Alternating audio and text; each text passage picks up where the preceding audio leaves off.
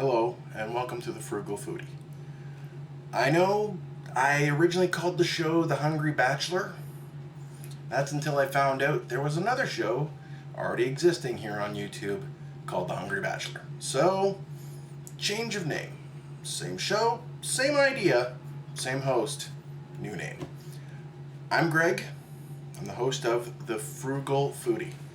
So, when you're making Sloppy Joes, you're going to go for a slightly sweet and smoky taste. To that end, it's just a matter of blending your various flavors. Ketchup's going to give you your sweet and a little bit acidic. The smoky is going to come from the Worcester when I brown the beef, and the bullseye, which I'm going to mix with the ketchup. Now, important thing to note, certain things I will say you don't have to spend $1 on to get the brand name. Nice thing is, Bullseye goes on sale fairly regularly, and it's a nice barbecue sauce, has a really nice smoky flavor. So when you get it on sale, pick up 3 or 4 bottles, it's worth it. And ketchup is one thing I'll never stinge on. I always buy the name brand. Now, you may prefer French's, you may prefer Heinz, you may prefer Aylmer. It doesn't matter what you prefer. Go with one that you like the flavor of, because it's going to be the base of the sauce that makes up your Sloppy Joe. So we're going to be getting the pan warmed up here. Now, a little bit of smoke coming from the burner. Better check that. A little bit of grease on the burner, I think, from our filet mignon last time. Anyway, we're going to get right to this here. Now, while the pan was heating, I mixed up the sauce here. Now, this is 1-to-1 with the Bullseye barbecue sauce and the ketchup. Now, I'm using the Bullseye Steakhouse because it gives a nice smoky flavor, and of course I'm using Heinz ketchup because Heinz and no other kinds, right? Again, you can use whatever kind of ketchup you like. I prefer Heinz. Now, as I showed you last time, when you're testing a pan to make sure it's hot enough, you're going to get some water on your fingers, and it should bounce around in the pan just like that. It should not run around. It should just bounce and sizzle. Now, this is our ground beef. Now, I think this is a regular ground beef, not a lean. So we're likely going to have to drain some fat off. But I've already taken the time to thaw it. Goes right into the frying pan.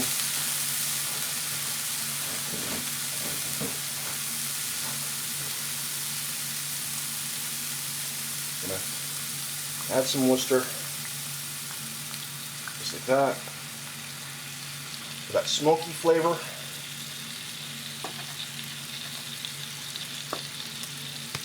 Add some seasoned salt. A little bit of spice, a little bit of kick.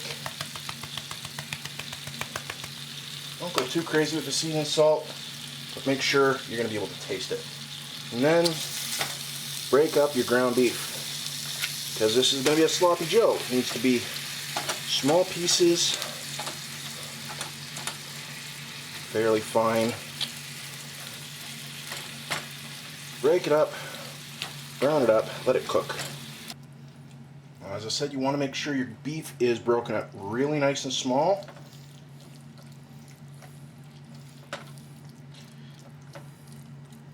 Just like this, so that it cooks up nice and even, and you don't have big chunks, because big chunks do not a good Sloppy Joe make. Big chunks make a good chili or spaghetti sauce, not so much a Sloppy Joe.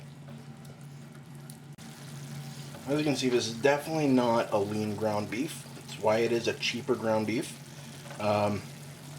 You'll find that when you buy lean, it's going to cost about 50 cents to anywhere between 25 and 50 cents more per pound. Depending on the grocery store, sometimes it's as much as $1 a pound more. And that's you're paying for the extra time and effort they put in trimming the fat off. Once this is ready, we're going to drain the fat off before we add our sauce. so that we have the sauce actually able to stick to the meat. Now, as you can see, I've already drained the beef. It's almost ready here. We want it to be nice and brown, starting to darken.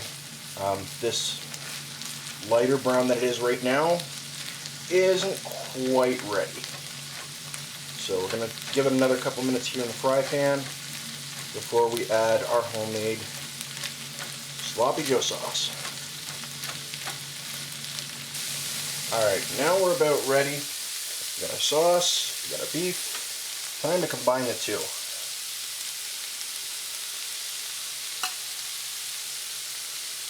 Nice thick homemade sauce here.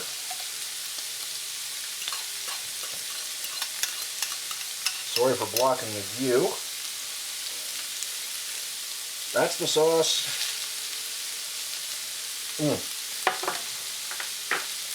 Tastes just like manwich.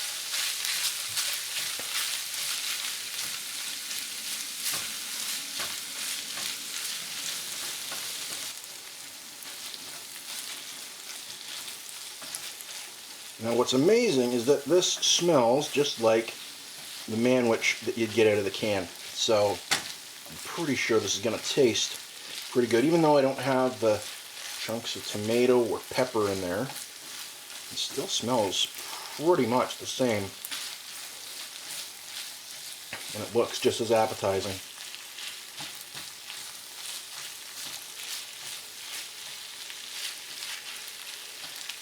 Of course, if I really needed to make this thin out a little bit so I could spread it a little bit better, which at this point I don't, I could always just add a little bit more Worcester sauce. But that, ladies and gentlemen, boys and girls, that is ready. Now I'm going to let that just simmer in the pan a little bit so the sauce caramelizes just a wee bit. Bring out the sweet and smoky flavors. And then we're going to serve it. So today I decided I'm going to go with some whole grain bread. It's a little bit drier, got a little bit more texture to it. And it's what was on sale at the grocery store. So hey, win-win. There you go. You don't need to use hamburger buns. You can use just ordinary bread. Save yourself a little bit of scratch that way. Just lift your wonderful homemade Sloppy Joe onto the bread. Right there like that. So I had someone ask me if I eat what I cook.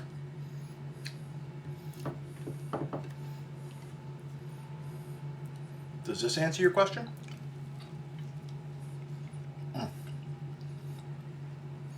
That's one delicious Sloppy Joe.